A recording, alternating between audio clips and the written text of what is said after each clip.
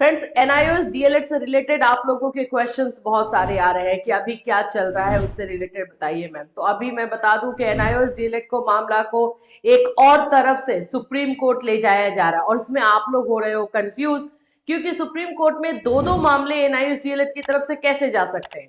इसको हम अच्छे तरीके से समझेंगे और दोनों एक अलग मामला है, बिल्कुल अलग मामला है। इसके बारे में भी हम बात करेंगे, असर क्या रहेगा, क्योंकि ये दोनों मामला आखिर में है तो एनआईओएस डीएलएड से ही जुड़ा हुआ, तो इसका असर एक दूसरे पर होगा क्या, इसके बारे में भी जानेंगे। फ्रेंड्स, चैनल पर पहली बार आप आए हैं तो चैनल को सब्सक्राइब कर लेना, बेल आइकन को हिट कर देना, जिससे जब भी कोई भी अपडेट दिया जाए आपको इन्फॉर्मेशन मिल जाए।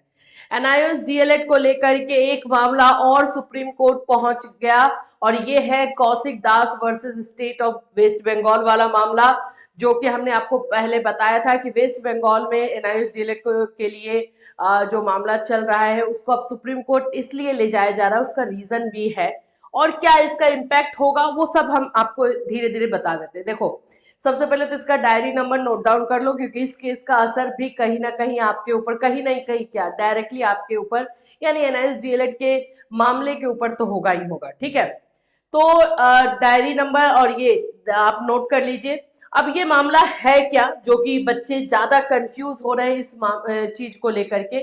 तो देखो, दो तरह से सुप्रीम कोर्ट में मामला ले जाया जा रहा है। एक आपको बता दिया जाए कि बिहार से जा रहा है और एक जो है यहाँ वेस्ट बंगाल से। तो अभी हम इसके बारे में बात करते हैं। वेस्ट बंगाल वाला जो मामला जा रहा है ये है कि पीआरटी में अभी वेस्ट बंगाल में वैकेंसी आई हुई है। ठीक है, पीआरटी में जो है वैकेंसी है। अब इस वैकेंसी में, क्योंकि ये ऑनगोइंग प्रक्रिया है, यानी पहले से चलने वाली प्रक्रिया है, इसका हो सकते हो कि जो ये टीचिंग प्रोसेस है ये ऑनगोइंग प्रोसेस में है, तो इसके ऊपर, इस पीआरटी के ऊपर जो है असर ना हो, ये जो अभी फैसला आया है सुप्रीम कोर्ट का 28 नवंबर का, इसलिए इस मामले को ले जाया जा रहा है। तो इन शॉर्ट आप ये मान सकते हो कि ये इस तरह का मामला है जिसमें जो 28 नवंबर का जो फैसला आया हुआ है 28/11/2023 का, वो कब से लागू किया जाए, मतलब क्लैरिफिकेशन वाला टाइप का आप जो है आप इसको समझ सकते हैं। यहाँ पर रीट पिटीशन ये जो दायर किया गया है बंगाल में, वेस्ट बंगाल में 1 to 5 का जो है ऑनगोइंग प्रोसेस है, टीचिंग वैकेंसी निकली हुई है, तो उसके ऊपर ये एनआईओएस डीएलएड का जो है छाया ना पड़े, इसकी वजह से जो है ये ले जाया जा रहा है। एनआईओएस डीएलएड कहने का मेरा मतलब है कि जो फैसला आया है सुप्रीम कोर्ट का उसका जो है छाया ना पड़े, इसकी वजह से इसको सुप्रीम कोर्ट में ले जाया जा रहा है। अब इसको हम लोग एक तरह से क्लैरिफिकेशन मान सकते हैं कि जो सुप्रीम कोर्ट का फैसला 28 नवंबर को आया है उसका असर 28 नवंबर के बाद के वैकेंसी पर होगा या फिर जब से एनआईओएस डीएलएड को करवाया गया है तब से होगा। तो ये उस तरह का मामला है। ठीक है, अब इसका असर है, बिल्कुल है। अभी बीएड वाला मामला, इससे आप समझ सकते हो कि उसमें भी यही चीजें चल रही है। हर हाई कोर्ट में, हर स्टेट में हाई कोर्ट में जो है मामला लगा हुआ है और हर जगह से कुछ अलग अलग फैसला आ रहा है, लेकिन सबका फैसला जो है कहीं ना कहीं सुप्रीम कोर्ट से कनेक्टेड ही रहेगा, क्योंकि सुप्रीम कोर्ट का फैसला ही सर्वमान्य होगा, ये एकदम क्लियर बात है। इसीलिए अब सुप्रीम कोर्ट का रुख किया जा रहा है कि सुप्रीम कोर्ट से ही क्यों ना हम पूरी तरीके से अपना जो भी फैसला है वो ले लें। तो ये आप लोग पीआरटी वेस्ट बंगाल में बचाने के लिए एनआईओएस डीएलएड के बच्चों को इसलिए ये ले जाया जा रहा है, ये एक अलग मामला हो जाएगा। लेकिन इसका असर होगा, हाँ होगा।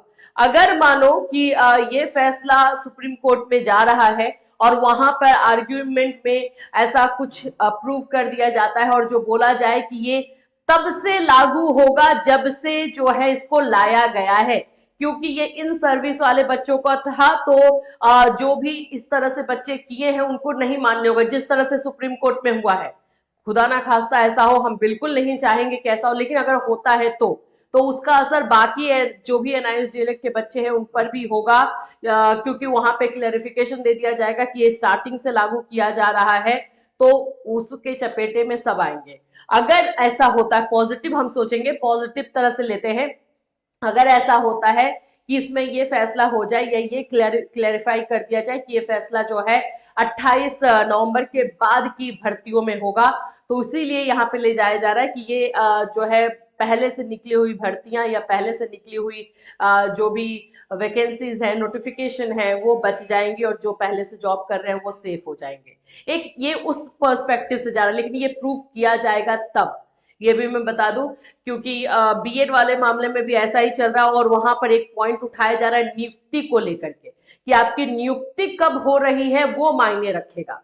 तो नियुक्ति और नियुक्ति से पहले का बहुत सारा प्रोसेस होता है, उन सभी चीजों को वहां पर प्रूफ करना होगा। तो अब देखते हैं इस मामले में अब क्या चीजें चल रही है। अब दूसरा जो आप लोगों को सुप्रीम कोर्ट वाला मामला है वो बिल्कुल अलग है। उसमें जो है एमएचआरटी, एनसीईआरटी और एनसीईआरटी सॉरी एमएचआरटी, एनसीटी और एनआईओएस के अगेंस्ट में किया जा रहा है कि वो ये बताने जा रहे हैं कि हम जो है एक बोल सकते हो कि हमारा सर्टिफिकेट जो है मान्य है, हमें क्यों बाहर किया जा रहा है, इस तरह के चीजों को लेकर के जा रहे हैं जिसमें सभी स्टेट को लेकर के जाया जा रहा है। वो एक अलग मामला है, ठीक है। तो ये दोनों मामले अलग हैं। हाँ, असर तो एनआईएस डीएलएड के बच्चों पर दोनों का ही होगा, चाहे इसमें से नेगेटिव आए या उसमें से नेगेटिव आए, चाहे इसमें से पॉजिटिव आए या उसमें से पॉजिटिव आए। तो एकदम क्लियर रखिए आप लोग अपना कि इस दोनों मामले को आपको कैसे देख करके और लेकर के चलना है। अब हम ये आप लोगों को जो आप लोगों का क्वेश्चन आ रहा है कि इसका आगे क्या होगा, कैसे होगा, तो देखो अभी जितनी भी चीजें चल रही हैं उसमें कुछ भी नहीं बताया जा सकता है कि क्या होगा क्या नहीं होगा। जब तक कि एक हियरिंग ना हो जाए या फिर स्टार्ट जो है ना हो जाए। अभी जो बिहार वाला है मामला वो अभी सुप्रीम कोर्ट में नहीं गया है, वो भी बहुत जल्द जाएगा। तो जैसे जैसे ये सुनवाई आगे बढ़ेगी तभी कुछ हम बता पाएंगे, क्योंकि अब थोड़ा सा और बोल सकते हो ना कि हम कानूनी रास्ता जो है अपना रहे हैं, तो जाहिर सी बात है कि कानूनी रास्ता में थोड़ा और ज्यादा टाइम लग सकता है। तो टाइम लग सकता है, ये भी क्लियर रखिएगा। तो अभी तक फिलहाल एनआईएस डीएलएड को लेकर के यही सारी चीजें जो है चल रही हैं और इसमें अभी नया अपडेट कुछ आया नहीं है। जैसे ही कुछ नया अपडेट होगा डेफिनेटली आपको इसी चैनल के माध्यम से इन्फॉर्म किया जाएगा। Till then take care everyone.